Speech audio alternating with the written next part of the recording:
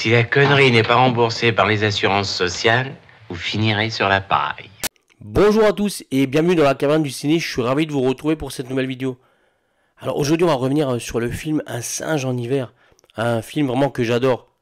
Une rencontre entre deux générations, Jean Gabin et Jean-Paul Belmondo. C'est d'ailleurs malheureusement le seul et l'unique film qu'ils ont tourné ensemble. Je suis vraiment ravi de vous parler aujourd'hui de ce long métrage que j'ai découvert quand j'étais jeune et que j'ai revu des dizaines de fois depuis. Alors aujourd'hui je vais vraiment essayer de vous donner envie de découvrir ou de redécouvrir ce film sorti en 1962 et réalisé par Henri Verneuil. Alors j'espère que vous êtes confortablement installés chez vous ou ailleurs et que vous êtes prêts à me suivre en direction de la côte normande pour faire connaissance avec Albert et Gabriel. Allez go, c'est parti.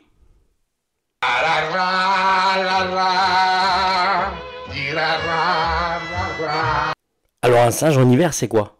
C'est un film français réalisé par Henri Verneuil, sorti en 1962. Une comédie dramatique adaptée du roman du même nom d'Antoine Blondin. On va suivre ensemble les aventures d'Albert Quentin qui tient un hôtel situé dans une petite station balnéaire de la côte normande avec son épouse Suzanne. Ancien fusilier marin en Chine, il boit à longueur de journée car il est nostalgique de la vie aventureuse qu'il menait d'autrefois. Mais il a juré qu'il ne boirait plus. Si on s'en sort, hein, si la maison tient debout, et puis si un jour je peux rallumer l'enseigne qui est au-dessus de la porte, eh ben je te jure de ne plus toucher un verre. Jamais. Or, un soir débarque un client, Gabriel Fouquet, qui va faire oublier à Albert toutes ses promesses et lui permettre de vivre la joie d'une nuit folle.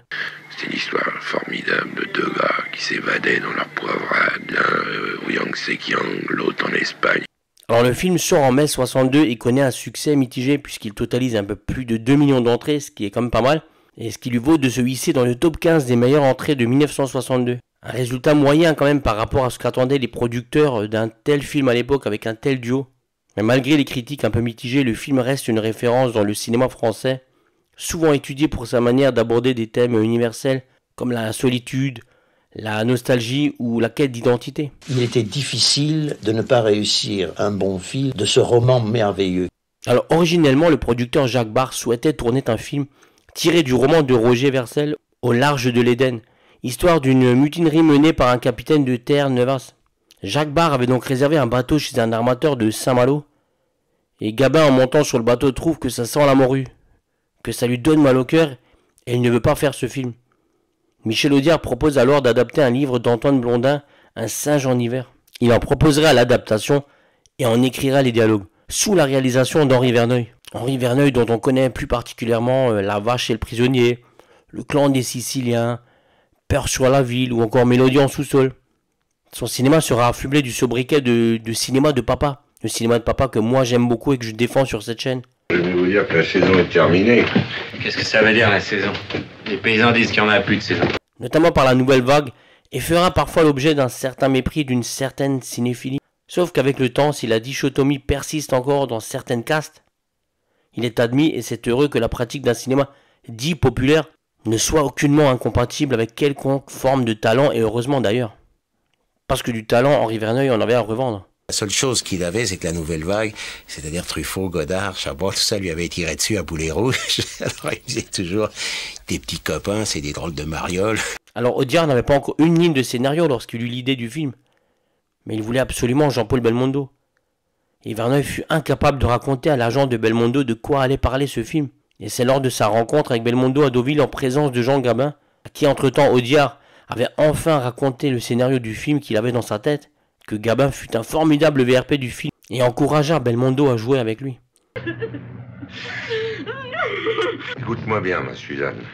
Ce que je vais te dire, c'est sérieux, et puis c'est même grave. Alors au niveau du casting, on retrouve donc Jean Gabin, qui interprète Albert Quentin, un vieux maître d'hôtel qui a notamment fait son service militaire en Chine et a connu la guerre. Le personnage de Gabin, une figure nostalgique, nous plonge dans les souvenirs de sa jeunesse qui sont souvent teintés de mélancolie. Et on peut dire qu'il livre dans ce film une performance émouvante et nuancée. Son personnage est un symbole de la génération perdue.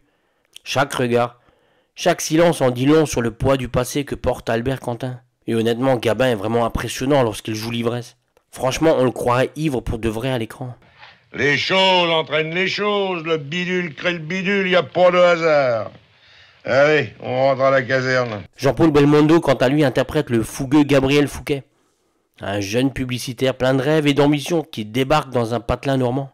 Prestance, charme, richesse du registre dramatique, Belmondo prouve qu'il est l'un des acteurs le plus doués de sa génération. Il incarne une jeunesse désenchantée qui doit faire face à la réalité de la vie moderne. Et cette dualité entre la jeunesse et la vieillesse, entre l'illusion et la réalité, constitue le fil rouge du film.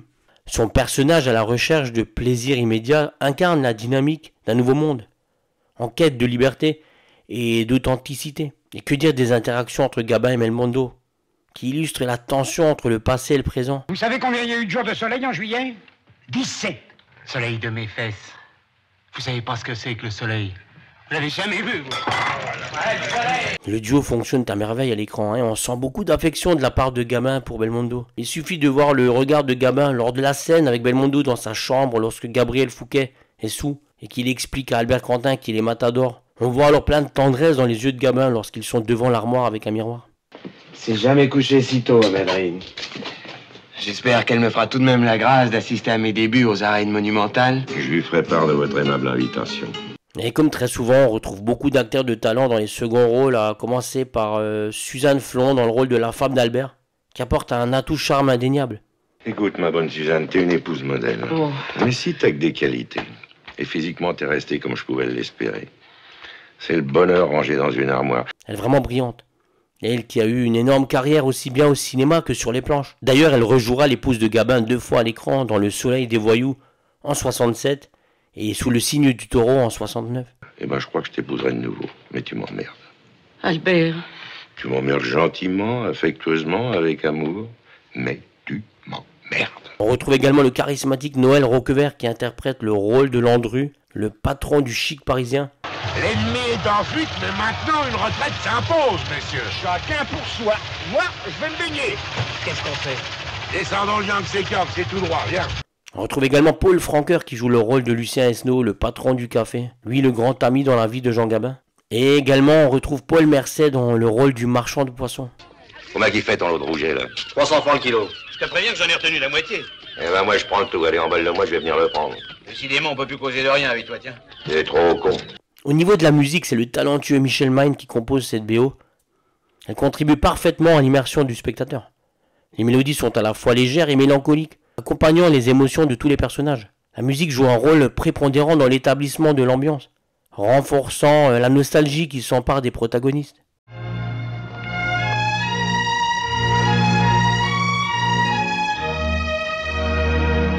Alors le film lui est tourné durant l'hiver 62 sur la côte normande, notamment à Villerville, qui apparaît sous le nom de Tigreville, mais également à Trouville-sur-Mer, à Deauville, à Henqueville, Port-en-Bessin, Lisieux, Houlgat.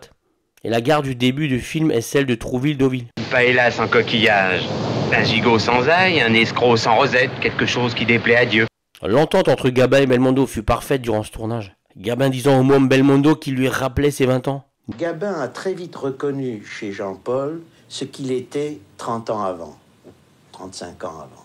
Ils avaient entre autres point commun celui d'aimer le sport, leur arrivant par exemple de jouer ensemble au football. Eh bien alors je parlais avec Jean, on était comme ça sur nos sièges, on parlait des articles de l'équipe, de vélo, de football. Gabin s'improvisa également organisateur de courses cyclistes où coururent Belmondo, ainsi que Costa Gavras et Claude Pinoteau, les assistants réalisateurs d'Henri Verneuil. Et bon, je ne savais plus s'il était en train de me parler de l'équipe ou s'il disait le texte. Il gardait ce même naturel devant la caméra qu'il avait à la ville. Il faut savoir que dans la scène du flamenco chez Esnault, Belmondo ne danse pas. Il est doublé pour les gros plans par un danseur espagnol. La scène risquée de la corrida avec les voitures est exécutée, elle, par Belmondo. Cette séquence de corrida automobile aurait pu lui coûter cher car il avait tendance à être trop près des engins dès qu'ils étaient à sa portée. Et il se prend pour un toréador et la voiture joue le les rôle du taureau. voitures, pour lui, ce sont les taureaux. Et tous les badauds qui étaient rassemblés, pour lui, c'est la reine. Et vraiment, il s'y croit. Et comme je l'ai déjà évoqué, c'est la seule et unique fois où Gabin et Belmondo se retrouvent à l'écran. Vu leurs prestations, franchement, c'est vraiment dommage. D'ailleurs, le môme Belmondo était formidable dans le film. Je sais pas si vous l'avez vu, mais il y avait tout. Oui.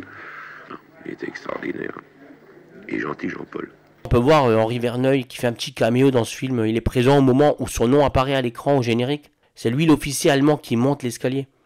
Et il est également la voix du haut-parleur de la gare.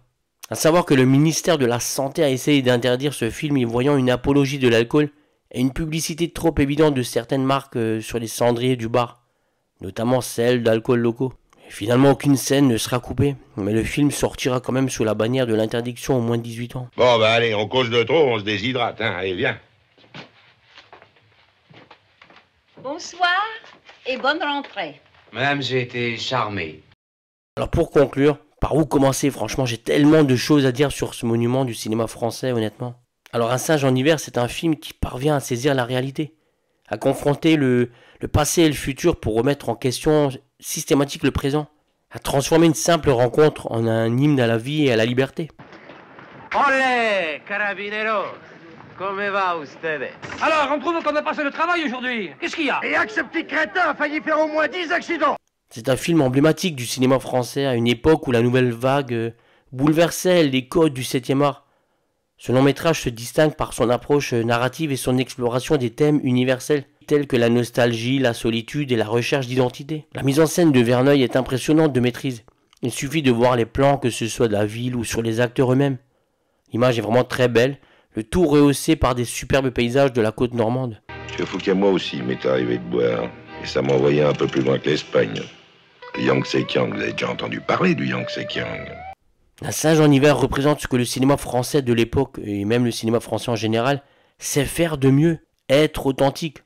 Les deux personnages principaux aspirent à la liberté, à la réalisation de leurs rêves, mais ils sont tous les deux entravés par le monde qui les entoure, et par leur propre conscience. Et lesquels, qui c'est qui va les payer? Adressez-vous à l'intendance. Nous, on paye plus. On ne connaît plus, on ne salue plus. On méprise. Henri Verneuil parvient à traiter cette authenticité avec brio avec l'aide des dialogues savoureux de l'éminent Michel Audiard. Ce mélange permet de parfaitement ressentir les émotions des personnages, de partager leur tristesse et leurs espoirs, de presque devenir amis avec eux. Même s'il n'a fait que raconter son passé, on a l'impression d'avoir déjà côtoyé Albert de longues années. Et que dire de Gabin et Bébel, qui jouent avec tellement de justesse dans ce film, chaque scène pue le cinéma. Verneuil, Audiard, Gabin, Belmondo, on est dans l'art, le vrai, le pur. Allez, arrière, les Esquimaux. Je rentre seul. Matador rentre toujours seul. Plus il est grand, plus il est seul. Un beau film qui donne toutes ses lettres de noblesse au cinéma français. On peut vraiment en être fier. Et un petit message à toi. Oui, toi qui m'écoutes, le chanceux qui va découvrir ce film pour la première fois peut-être. J'ai qu'un conseil à donner, profites-en bien et savoure ce moment. Car des films comme ça, honnêtement, tu n'en verras plus. Ah, une dernière chose, j'allais oublier. Ce film est à consommer sans modération. Moi, en tant qu'acteur, je le regardais et vraiment, j'étais ébloui. Presque tout le singe est une chose qui me reste très fort, parce que c'était pour moi un souvenir formidable, dans une bonne humeur extraordinaire. Voilà ce que j'avais à vous dire sur Un singe en hiver. Maintenant, dites-moi vous dans les commentaires ce que vous avez pensé de ce film. J'espère vraiment que j'ai réussi à vous donner envie de découvrir ou de redécouvrir ce film, et que j'ai réussi à vous transmettre ma passion et mon amour pour ce cinéma.